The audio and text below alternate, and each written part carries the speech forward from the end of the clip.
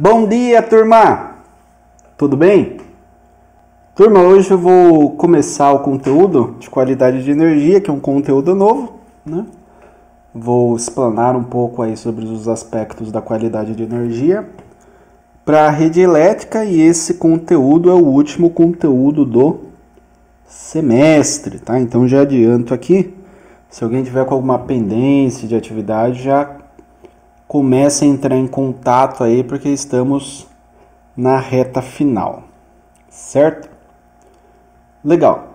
Para essa aula teremos os seguintes objetivos, tá? Vou passar aí um conceito de qualidade de energia elétrica, né? Então, o que consiste qualidade de energia elétrica, quais são os aspectos, o que é observado, né?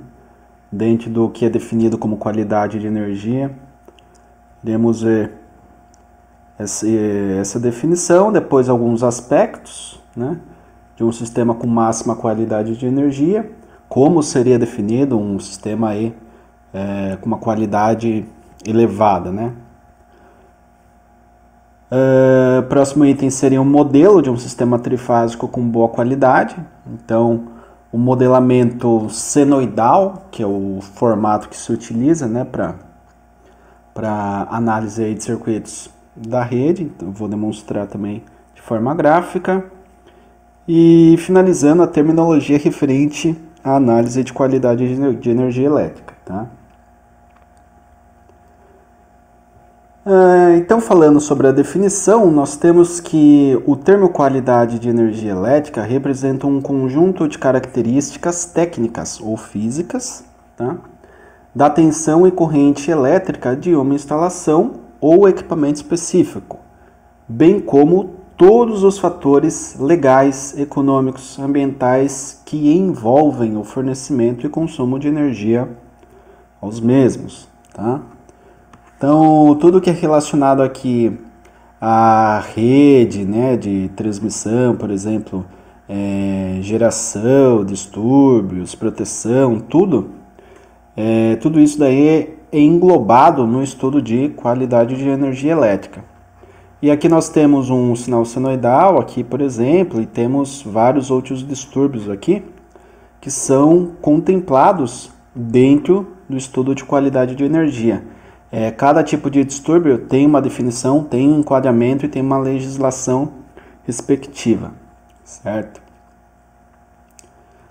Legal, trazendo alguns aspectos, né, para um sistema com máxima qualidade de energia. Temos aí que um sistema de máxima qualidade tem os seguintes aspectos, né? Temos ali as condições ideais, né, para a transferência de energia sendo atendidas, minimizando as perdas em equipamentos e instalações e maximizando a capacidade de transmissão e distribuição de energia nos sistemas de potência, tá? Sistema de potência é o que a gente tem aí lá da geração dos grandes geradores, Itaipu, por exemplo, fontes eólica, solar, né, energias renováveis, e pequenos geradores, né, fontes como gerador diesel também, né, gera um impacto maior para o ambiente, mas é uma outra fonte.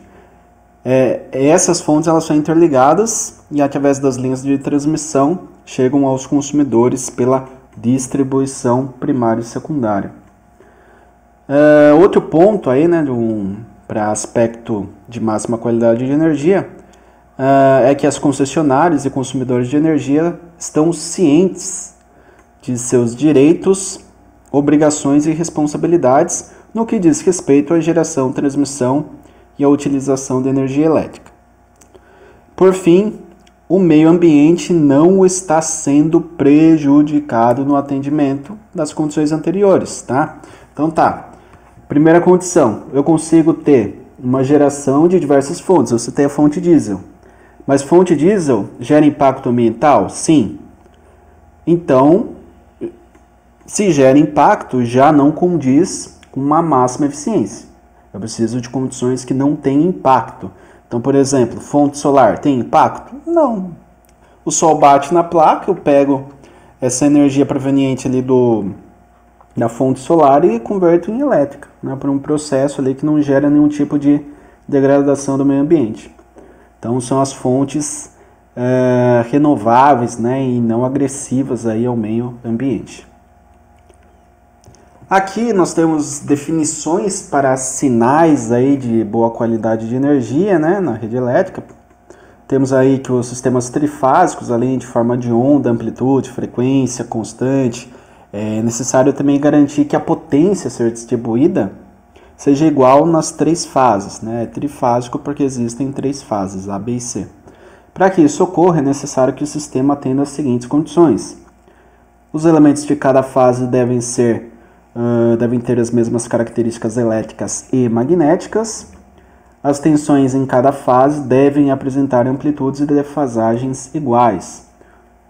Pelo gráfico, o que é amplitude? É esse valor aqui de pico, tanto para cima quanto para baixo. Então perceba que o pico aqui das três senoides de cores diferentes é o mesmo, em cima e embaixo. Tá, temos o VA, VB e VC. E a defasagem? É esse ângulo de 120, tá? Se eu somar essa angulação de 120 graus para as três fases, eu chego em um ciclo da rede que é 360 graus, né? Daí esse ciclo se repete, né? Daqui para cá, depois daqui para cá, daqui para cá e assim sucessivamente, tá? Então isso daqui seria um aspecto positivo, um sistema coeso, forte, um nível de curto-circuito altíssimo, né? Então um sistema de excelente qualidade de energia elétrica. Falar agora da terminologia, tá? Que é uma parte importante do estudo. Aqui eu vou colocar os termos e a que se refere cada um dos termos. Não irei abordar ali de forma isolada, mas para a próxima aula, né, eu já vou falar aí de alguns pontos aí, algumas terminologias mais utilizadas em qualidade de energia e sua importância, né, respectiva importância aí na análise. Bacana, então primeiro o termo utilizado é a componente fundamental, que é basicamente a componente senoidal na frequência nominal da rede, tá, de um sinal de tensão ocorrente. Tá, então a rede elétrica é 60 Hz. Então qual que é a componente fundamental? 60. É isso, tá? A primeira componente é 60 Hz. Ponto de acoplamento comum, PAC. É a fronteira entre as instalações da concessionária e o consumidor, ou seja, o ponto no qual a gente vai medir o que o consumidor está puxando de potência, de corrente, o que de fato ele está consumindo e aonde também a gente vai verificar as questões de distúrbio. A tensão de fornecimento é a tensão eficaz fixada pela concessionária em contrato de fornecimento de energia elétrica. A tensão medida é a média das tensões eficazes obtidas por medição em um intervalo de tempo de 10 minutos no ponto de entrega ao consumidor, que é o PAC, né? A tensão medida máxima e mínima são, respectivamente, os valores máximo e mínimo de um conjunto de tensões eficazes medidas, obtidas sequencialmente em um período pré-determinado, segundo procedimento específico vigente, ou seja, normativa e legislação específica. Tensão nominal é a tensão eficaz fixada como base para o sistema de energia elétrica, por exemplo, 127, 220, 380, 440, 760, por exemplo, 2200, né, 69 kg, 88 kg, 230 kg, são os níveis de tensão que a rede elétrica trabalha, tá? Consumidores de baixa, média e alta tensão. Variação de tensão, que é o aumento ou redução do valor eficaz da amplitude da tensão durante um determinado intervalo de tempo. Desequilíbrio, que é um dos pontos aqui importantes, né, a serem estudados, que é o desvio em sistemas trifásicos nos módulos de tensão em relação à condição equilibrada que é caracterizada pela igualdade dos módulos das fases. Nossa, professor, difícil. Não é difícil. Perceba, tem uma rede 127, monofásica da nossa casa. Se a fase A está 127, a B está 130 e a C está 120, tem um desequilíbrio. Esse é o fenômeno, tá? De forma resumida.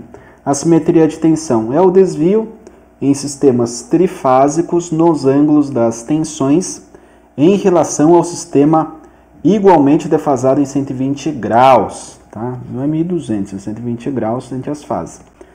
Tranquilo também. Então, fase A em 0, fase B em menos 80 e fase C em mais 100 graus. Não deve ser assim. Tem que ser fase A 0, B menos 120, C mais 120. Então, a simetria é quando não há 120 graus entre as fases. Flutuação de tensão, que é um fenômeno que pode ocorrer em alguns casos de carga pesada, né? Carga elétrica, tá? É uma série de variações regulares ou irregulares no valor eficaz ou na amplitude da tensão que muitas vezes causa o efeito de cintilação, que é conhecido como flicker, né? Que é quando a luz pisca, que é a impressão visual resultante das variações do fluxo luminoso das lâmpadas. Esse efeito flicker, salvo engano, é de 8,8 Hz, que acaba modulando os 60 Hz que nós temos na rede elétrica e gera aí um pisca nas lâmpadas. Tá? A distúrbio eletromagnético é qualquer fenômeno eletromagnético que pode degradar o desempenho de um dispositivo, equipamento ou sistema. Por exemplo, caiu um raio. Puxa, o raio ele gerou capacitâncias e indutâncias espúrias na rede, que mandou um sinal de pico de tensão. Esse pico de tensão foi assimilado por um televisor, por exemplo, e queimou o equipamento. Certo? Então, o que ocorreu? Ocorreu uma degradação do equipamento, porque ocorreu um distúrbio eletromagnético proveniente de uma descarga, de um raio.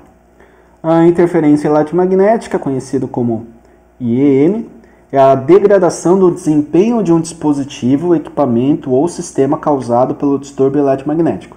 Então, por exemplo, eu estou aqui me comunicando com os senhores, digamos que seja via rádio, tá? Não por computador, via rádio. Tá. E daí surge uma frequência sobrepondo a minha. Então vai começar a ter aquele ruído, né? Eu estou falando aqui, vocês vão ver.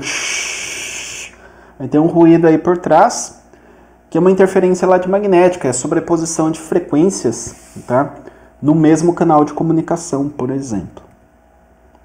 A compatibilidade eletromagnética, conhecida como CEM, né? O CEM, é a capacidade de um equipamento ou sistema de operar satisfatoriamente no seu ambiente eletromagnético sem impor distúrbios eletromagnéticos intoleráveis em nada nesse ambiente. Tá? Então, o que acontece? Eu tenho ali um radinho, por exemplo, um transmissor, só que ele tem uma compatibilidade eletromagnética bacana, ou seja, ele não gera distúrbio eletromagnético num outro rádio que está a uma certa distância. Então isso é bom, não tem interferência ali entre os equipamentos, interferência eletromagnética que sempre acaba sendo algo prejudicial. Se o outro equipamento não tiver também essa interferência, ou seja, tiver boa compatibilidade eletromagnética, teremos aí um convívio saudável. Agora, se um dos equipamentos tiver esse tipo de problema, que normalmente pode ser contornado com casamento de impedância, né? Não sei se vocês viram. Em sistemas de comunicação terceiro ano vocês vão estudar essa parte aí, tá? De casamento de impedância e a parte aqui de interferência eletromagnética, principalmente em telecomunicações. Que é o que nós temos aí, telefonia fixa, telefonia móvel, a questão aí do 3G, 4G, 5G, que está tendo essa guerra, não guerra, né, mas essa questão política. Vamos pegar 5G da China, dos Estados Unidos, enfim. Mas é uma tecnologia de comunicação que deve ter aí uma imunidade eletromagnética, né? E esse último item aqui que é de extrema importância, né, para a análise da rede, que é a distorção harmônica. Tem também instrumento, né? Instrumentos musicais. Quem mexe aí com... quem é músico, né? Provavelmente já ouviu falar de harmônica aí. Mas na rede elétrica é uma distorção na forma do sinal de tensão ocorrente, alternada causada por harmônicos que são componentes senoidais com frequências iguais ou múltiplas inteiras da frequência do sistema. Repetindo aqui, né? É a distorção na forma do sinal de tensão ou corrente alternada causada por harmônicos que são componentes senoidais com frequências iguais ou múltiplas inteiras da frequência do sistema. O que isso quer dizer? De forma resumida, tem um resistor, ele gera harmônico? Não. Tem uma carga RL, gera harmônico o motor? Em tese, não. Tá. Tem um sistema com uma carga RC, gera harmônico? Em tese, também não gera nenhuma distorção. Tá. Tem um inversor de frequência com base em eletrônica de potência, que fica chaveando a rede. Gera harmônico? Sim. Por que gera harmônico? Porque ele está chaveando a rede. A rede, ela tem uma senoide que deve ser limpa, conforme a gente viu, né? Tinha as 3 senoides, VA, VB e VC. Se o sistema ficar chaveando a rede, a senoide está vindo, ele dá uma chaveada, ou seja, picota, né? Da rede vai continuar, ele dá uma outra chaveada, picota. Da rede vem aqui continuando, outra chaveada, picota. Então ele vai cortando o sinal da rede para gerar o efeito desejado ali na máquina, no motor, né? Então se eu põe inversor de frequência no motor, quero controlar a velocidade, tá? Controle da velocidade, manter o torque, enfim. O que acontece? Tá chique aqui, meu motor tá exatamente rodando o projeto aqui que eu planejava, fiz os cálculos aqui, tá perfeito. Sim, agora olha a rede. Nossa, a rede ficou aqui, tá sofrendo um prejuízo aqui, hein? Tá sofrendo um prejuízo por quê? Temos ali o modelo de uma carga não linear, que seria o motor mais o inversor de frequência. Então tudo que vai eletrônica de potência, elementos picotadores, reatores saturados, às vezes ocorre, você está passando na rua, às vezes, daí você ouve aquele apito do transformador, né? Tum, né? Então é um ruído aí, normalmente que indica uma saturação do núcleo ferromagnético que pode, porventura sim, gerar algum distúrbio harmônico na rede. Certo? Então a aula de hoje é isso, turma. Bastante informação, sei que muitos aspectos aí a serem assimilados, mas não vou me aprofundar tanto no assunto, até porque não temos tempo hábil para isso, né? Mais perguntas, caso alguém tenha pergunta ou até alguma curiosidade referente a isso, pode deixar no Teams escrito, mandem áudio, se preferirem, ou foto, slide, que vocês acharem pertinente aí, para que tenhamos uma boa comunicação e os senhores saiam aqui de mais uma aula sem dúvidas. Certo? Agradeço aí mais uma vez a atenção de todos, bons estudos, até!